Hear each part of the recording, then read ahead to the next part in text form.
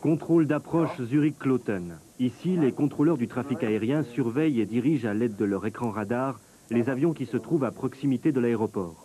Ils sont en contact radio avec les pilotes, tout en coordonnant les mouvements des avions avec d'autres aiguilleurs à d'autres postes de travail.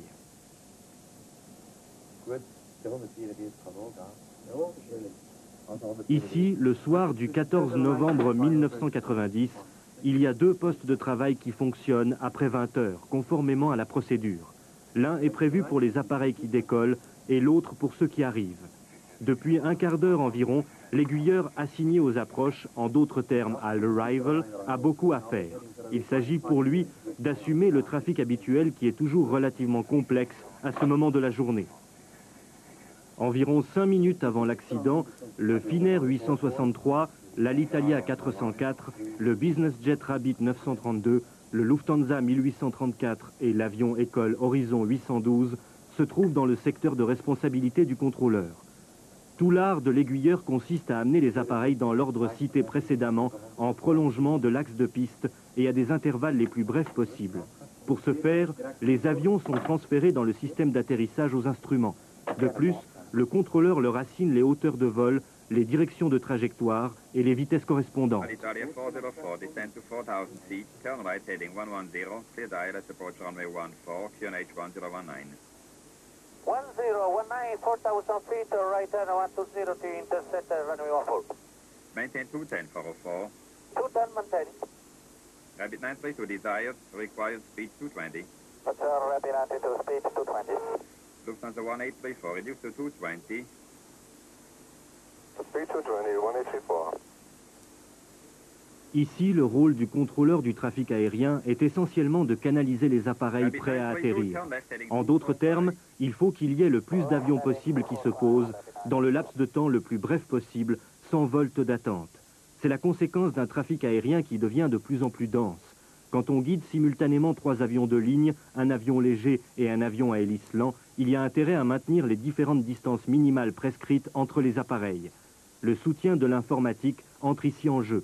Comme information sur son écran radar, l'aiguilleur a non seulement la position de l'appareil, mais aussi sa vitesse et son altitude.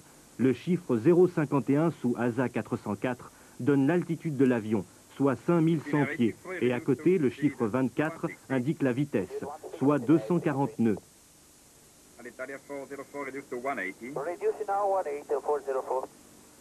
Lufthansa 1834. Lors d'une séquence d'approche, le contrôleur du trafic aérien voit l'image globale des avions qui se suivent et non chaque valeur numérique. Si avant le virage sur l'axe de piste, le maintien de l'altitude assignée est encore sciemment contrôlé, en phase d'approche finale, l'aiguilleur veille d'abord aux distances qui séparent les avions, d'autant plus qu'il appartient désormais aux pilotes, une fois qu'ils sont établis sur la trajectoire de descente, de procéder eux-mêmes à une approche d'atterrissage correcte. L'échelonnement des appareils dans le prolongement de l'axe de la piste doit être juste du point de vue optique.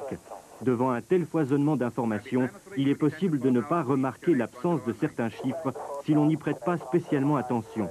Or, du point de vue optique, le vol Alitalia était toujours à la place qui convenait. Les intervalles étaient justes, et dans ses contacts radio avec le pilote, l'aiguilleur n'a jamais décelé l'ombre d'une incertitude, ce qui n'aurait pas manqué d'alerter immédiatement son attention.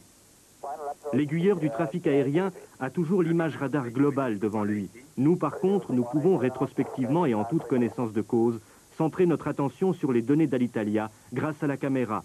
Nous constatons que l'appareil descend constamment au lieu de rester encore pendant 3000 à 4000 pieds. Aucune réponse de Finnair. Rabbit 932 est autorisé à l'approche d'atterrissage. Rabbit 932, turn left heading 160, clear dial at approach 14, report established. Left 160, call established, ILS 14, Rabbit 932. Tout paraît en place. C'est le moment de coordonner avec le deuxième contrôleur aérien la séquence d'envol d'un appareil qui démarre. Mais le vol Finnair finit par s'annoncer. Good, change to tower 181, please. 81, 863, back. À présent, c'est le vol Lufthansa qui pose des problèmes. Le contact radio est coupé. Il faut donc réitérer l'ordre de descendre et de réduire la vitesse. Sorry, Lufthansa 1834, you have been blocked out. I say again, descend to 4000 feet, reduce to 180 knots. Sir, we are 5 for 4000, 180 knots, Lufthansa 1834. Horizon 812, turn right heading 040. Mais l'image optique correspond toujours à la normale. À présent, l'avion École Horizon est autorisé à se placer dans l'axe de piste. À ce moment-là, le vol Alitalia, qui a gardé la bonne distance par rapport à Finnair et se trouve presque à la même altitude que lui, est transféré sur la fréquence de la tour de contrôle. Contact tower, 181, good night. 1182 and goodbye. Rabbit 932, speed back 160. Roger, reducing Rabbit 932.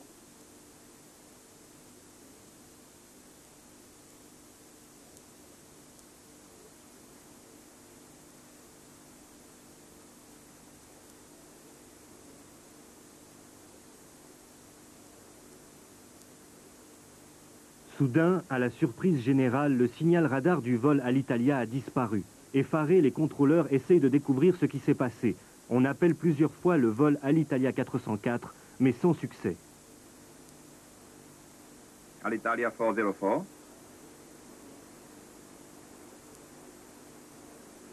On finit par demander au jet Rabbit 932 s'il a un autre avion devant lui à une distance d'environ 2000.